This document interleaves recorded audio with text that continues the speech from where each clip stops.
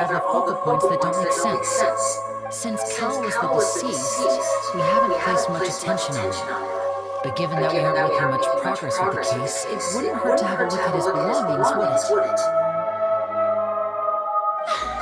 People really do come up with all sorts of harebrained schemes when at the end of their rope.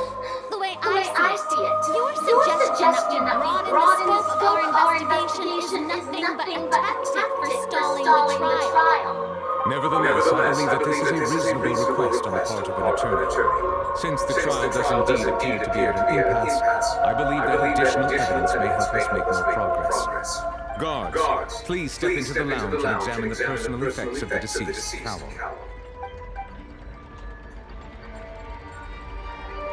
We are still examining the items, but we have already made critical progress that we feel must be shared with everyone post-haste.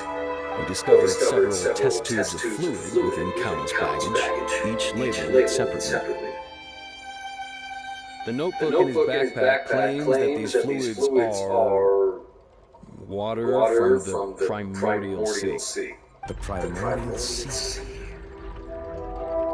The note's contents also indicate that Cowell belonged to an organization that sells illegal drugs and that he had an accomplice. The notebook has many entries concerning safe usage of these fluids, in which the keyword dissolve appears many times. One of these tubes was labeled Opera Epiclese, along with yesterday's date. It is empty. The notes also state that these dissolution properties work exclusively on people from Fontaine. It's likely that Halsey was chosen as some sort of test subject. As such, we believe that the defense's hypothesis is, in fact, supported by sufficient evidence. You've got to be kidding! People dissolving into water? Could something so ridiculous actually be true? Wait a moment. This reminds me of a certain prophecy, but it's just a coincidence, isn't it? If people can become water, does that mean that the water tank's real use was as a means to hide water stains? And if Cowell was targeting that girl... Wait just a minute. Could that mean... You two, with me, quick! Mademoiselle, wait! What about your partners? Let's go. Just trust me. Order! It is undeniable that further examination of the deceased's personal events has yielded some surprising results, but we cannot yet verify the veracity of these clues. Still, let us assume that these clues are indeed authentic, albeit with the understanding that Miss Halsey has yet to be found. Guards, please continue examining the items along these lines. Mr. Linney, it appears your hypothesis is supported by the evidence, so please continue speaking. Of course. Thank you, Your Honor. If we uphold this hypothesis, I believe that many of this case's seemingly unrelated clues can be connected together. Right! Like the metal heart! That would not make sense at all. Let's think about this. Cowell's methods must have something to do with that water from the primordial sea.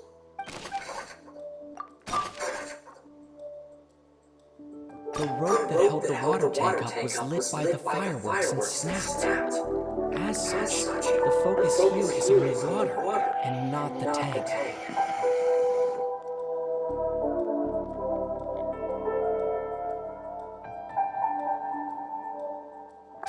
The deceased's name is Cowell, Linney's assistant.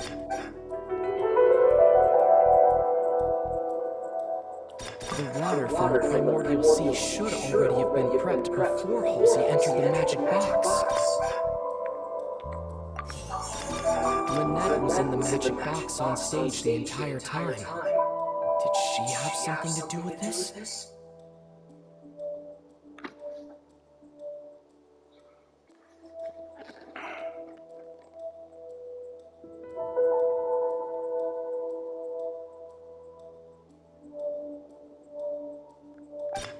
I remember there was something else within the inner layer of that box.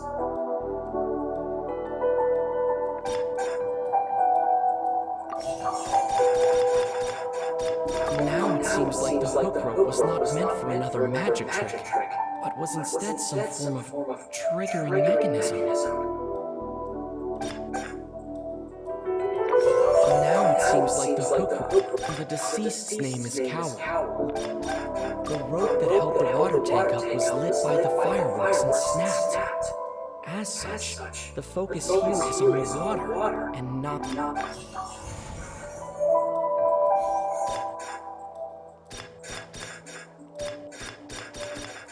I remember there was something else. The water from the primordial... Lynette was in the magic box. The deceased's name. Now it seems like the hook.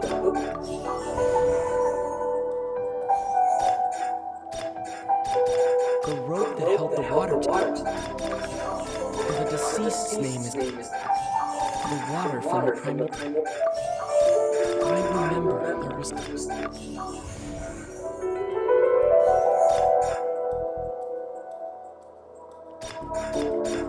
Lynette was in the magic box. The deceased's name is Cowl. Now it seems like the hook rope was not meant for it. Lynette was in the magic box. The deceased's name is... Now it seems like the...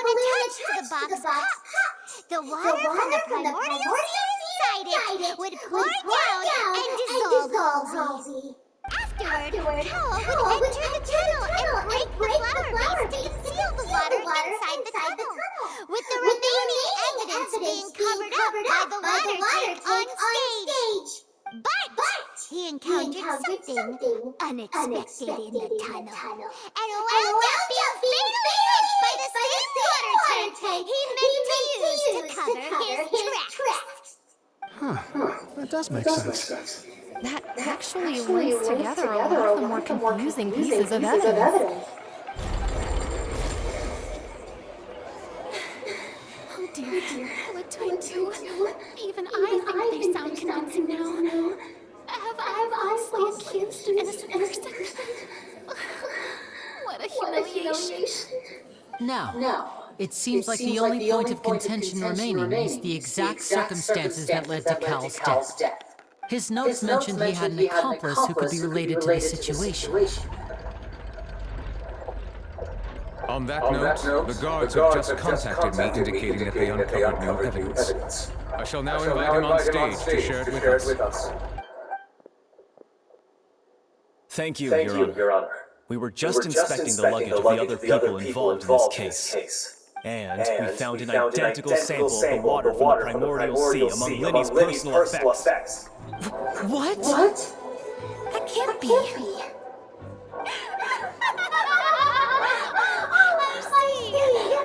Well, how wonderfully comedic to have your own counterattack only to come back and wound you. Does this not clear all doubt? My dear citizens, my loyal audience, allow me to present my reasoning and bring this performance to a swift close. Linny did not need to take part in the dissolution of the album at all. Indeed, he did leave the scene via the vent. Having made modifications to the props beforehand, his accomplice Cowl then caused Halsey to vanish using the water from the primordial sea. But upon his return, in cruel avarice, Linny desired sole credit and prepared to do away with his partner in crime.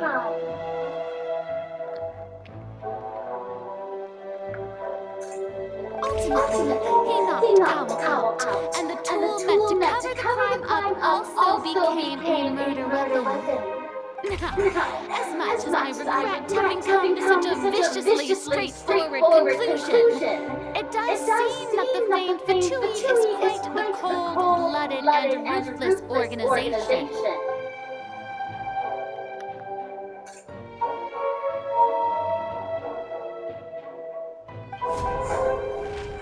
Am I right, Mr. Lenny? We've used up all the evidence we collected. There's no way for us to make a rebuttal here. Is this the end of the road?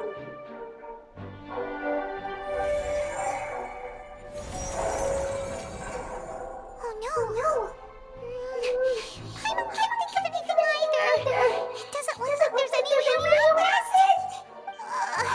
Seems using the water as new evidence was too good a move! Why did this have to happen now? I think we've all seen enough now. And we have ample witnesses to my flawless reasoning. I believe this is indeed the finale. Now then, my good, noble Chief Justice, should we not, in your view... Excuse me, everyone, but I must interject.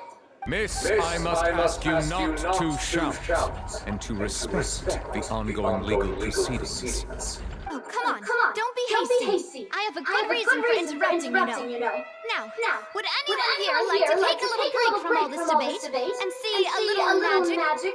I'll show you an amazing trick. One that can bring a young woman who has disappeared back in the flesh, right before your very eyes. Please, do the honors, Mr. Lenny, if you would be so kind. What in the world is she saying? No offense, miss, but miracles like that are beyond my scope as a magician.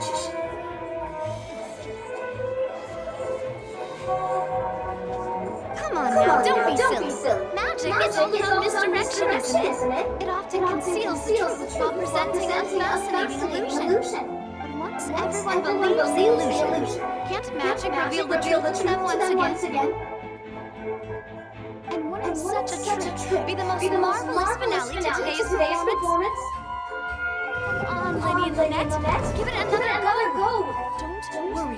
Spina Durasuma has made the necessary arrangements on your behalf. But, as the magic makers and stars of the show, I think I should leave the final performance to you. I understand.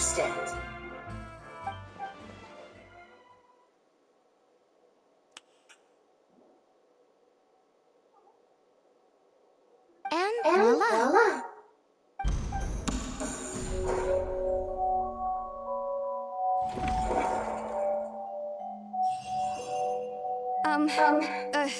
Sorry for the interruption. Wait, isn't that Halsey? So the whole thing about people dissolving wasn't true after all? To be clear, I'm only here because this person told me that if I testified, the merit of doing so would lessen my sentence. I was hiding outside this room listening to the proceedings because I was afraid that I would be the one put on trial.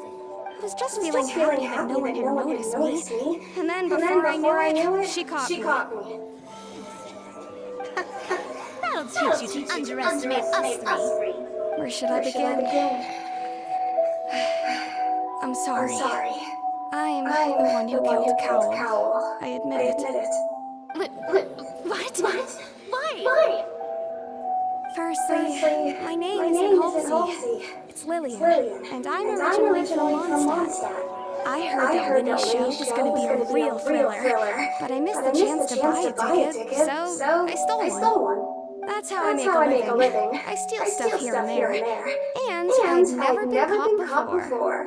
But I was noticed at the harbor a few days ago, and I barely got away. Lenny was the one who caught me in the act. Hey! No wonder you look familiar! So you were the thief! Liddy didn't mention that you were pretty skilled! Well, and I thought that would have been the end of it, but then the number selector chose me. He even mentioned the Fortress of Meripede. That's a prison, isn't it? So you can imagine how shocked I was. I thought he was on to me for sure. So I played along with the show while looking for an opening to flee. But then I got water poured on me for no reason, and then someone jumped into the tunnel to nap me. I wasn't going to take that lying down, so I knocked him out and stuffed him into the box. There was nowhere to run from there, though, so I had to change my clothes and hide in a box containing performance costumes. I slipped out after the first guard arrived at the scene and continued hiding inside the opera house. Can a person even hide in there? But I swear, I didn't know that the water tank would fall down. Really, I swear it. Had I known that, I wouldn't have put him in the magic box. I may be a thief, but I'm no killer. Well, that makes everything pretty clear now, doesn't it? This time, we need to tell the entire story from Lily Ann's perspective. My turn.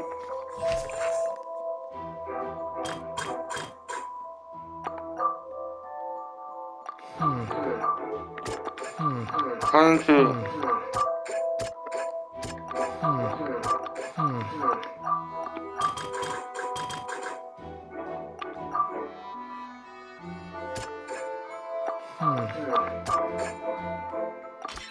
The strange sound wasn't from the fright. It was Lily Ann's attempt to break out when she was frightened.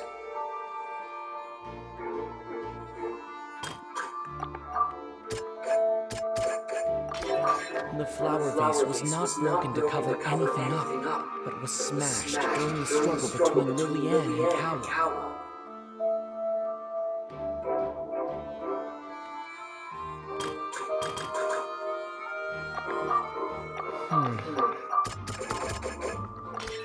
Lily Ann was afraid that she would be recognized if she left, so she changed clothes and hid, biding her time. Just what one might expect of an experienced thief.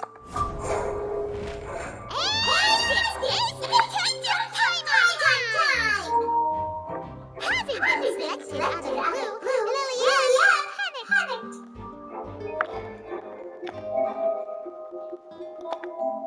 Her panic only intensified after she entered the tunnel and had water poured on her. So she kicked the door open, producing the thud we all heard.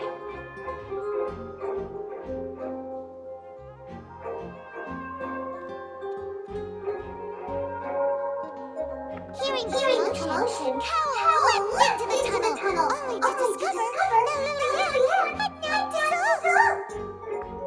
He did not know that Lily Ann was not from Fontaine, but was a thief who made her way in by stealing a ticket. Mistakenly believing that the water from the primordial sea needed time to take effect, he tried to force Lily Ann back into the box. The two broke the flower vase during the struggle, but Lily Ann came out on top, knocking Cowl out and putting him in the box.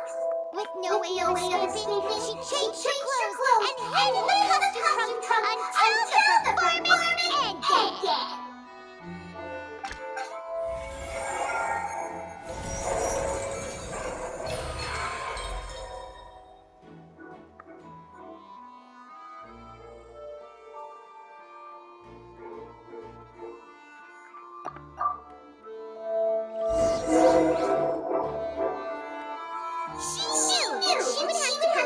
Garden if she tried to leave afterward. So, she has been trapped in the opera house these last 2 days. She had already become desperately hungry by the time we were chatting over macarons. So she swiped 2 of them right under our noses. Talk about a sneaky thief. At this point, all the events that happened in the tunnel have broken to light. So that's the whole story. Bravo!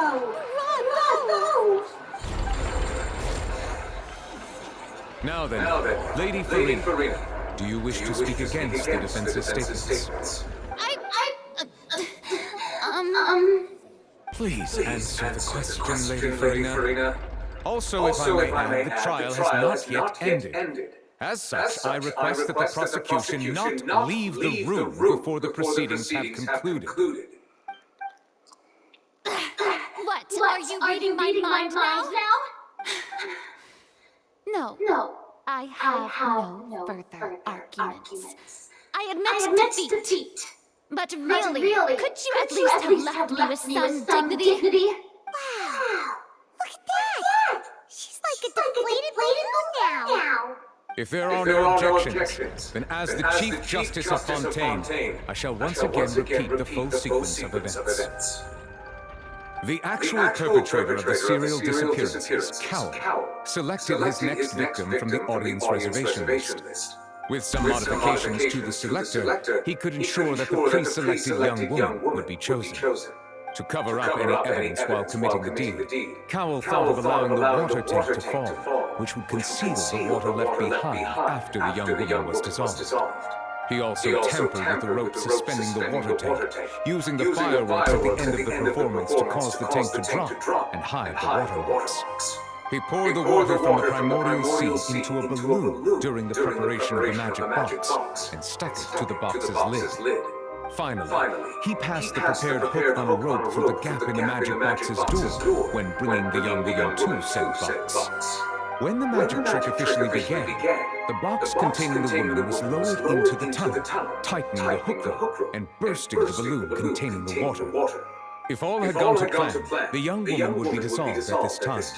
However, Lillian was not from Fontaine, and thus fled the box with a loud noise. Realizing that there was trouble, Cowell entered the tunnel and met Lillian.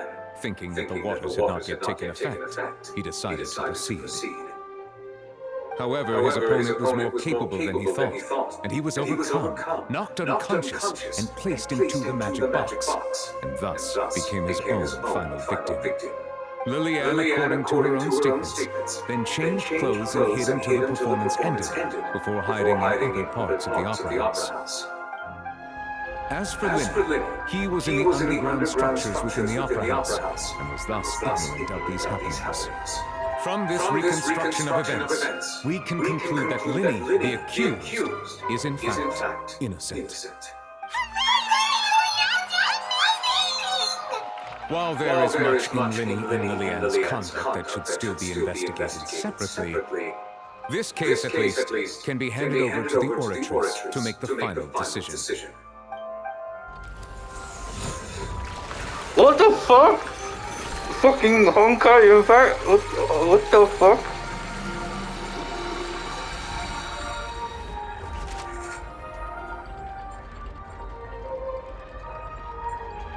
As such, Lenny and Lynette are officially declared not guilty.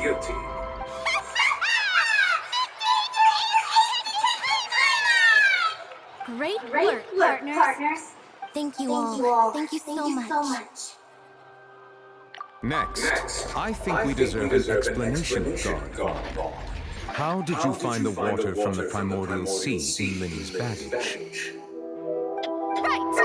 Your discovery caused me to make a serious mistake, you know. Or was that not a discovery, but false evidence that you dare to bring before this court? I suspect that the accomplice mentioned in Cowell's notes was not Lenny, but you, yes? I'm sure you know what you must do to lessen your sentence. Speak quickly, unless you want to earn yourself a one-way ticket to Kupo Town. I was just following orders. We were supposed to place blame for the serial disappearances onto Lenny, and thus cause suspicion to fall on the Fatui. The higher-ups said this was the best opportunity to do so. And now that your plan has fallen through, and the secrets of the water have been revealed, you have become a liability to said higher-ups, yes. Therefore, you would be wise to tell everything you know and seek the protection of the gods. Yes, I'll tell you everything I know. Our boss discovered that the water can cause people to dissolve. It can also be made into a potion, which when extremely diluted, can cause people to experience unforgettable exhilaration. We've been in this business for a while now, and have made decent more out of it. The disappearances were also the boss's idea. I mean, this is the boss we're talking about.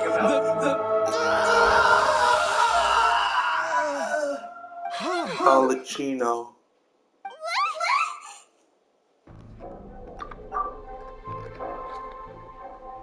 And now he can no longer talk.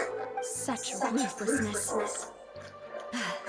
I shouldn't have expected any less of them.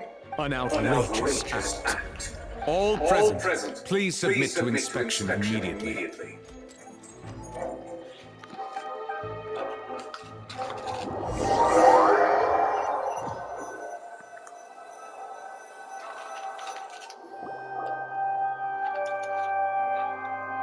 So, we're just going back now?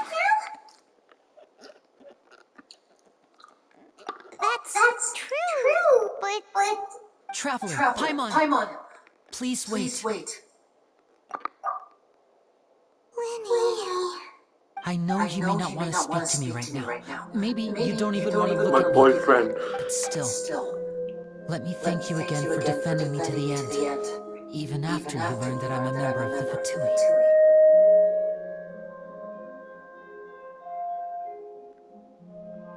I guess. But regardless, I'd like the opportunity to set things straight. I didn't approach you with any ulterior motives or ill intent. I've spoken to you as myself, just plain Winnie this entire time. As for why I'm a Fatus, it's because the goals of the House of the Hearth align with those of an orphan like me. That's all. That was how Exactly. Father, who you might know as the Knave, approached recruiting us back then too.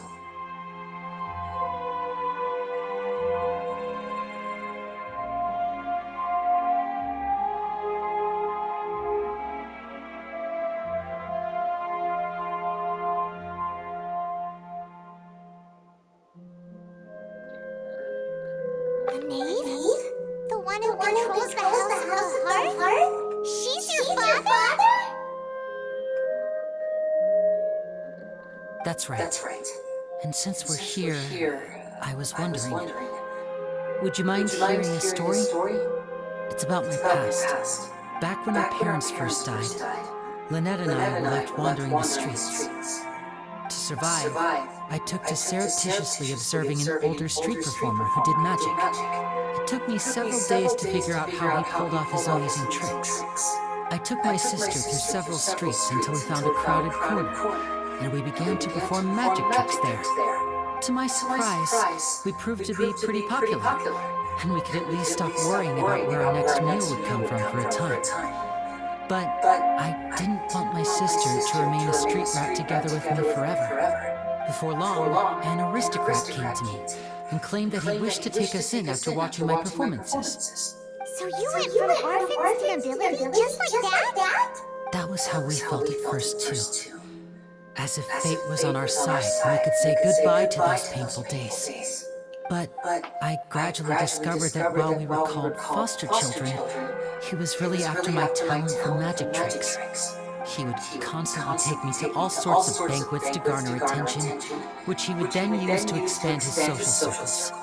That doesn't seem too bad either. Better than running the streets at any rate. It took a while for me to realize just how dark his heart really was. After one particular performance at a banquet, I discovered that Lynette was not on the same return vehicle as me. I waited a long time after we returned home, but she did not come back. I went to that noble's bedroom and asked him about her whereabouts. The answer he gave me was, she caught the eye of the most eminent person at the banquet, so I sent her over as a gift. I mean, you'll be able to perform your magic regardless of who your assistant is, yes? Oh no. So he was gonna... But wouldn't Fontaine's laws deal with such people? As far as outsiders are concerned, this is a relationship akin to adoption or foster care, and they have their ways of escaping the eye of the law.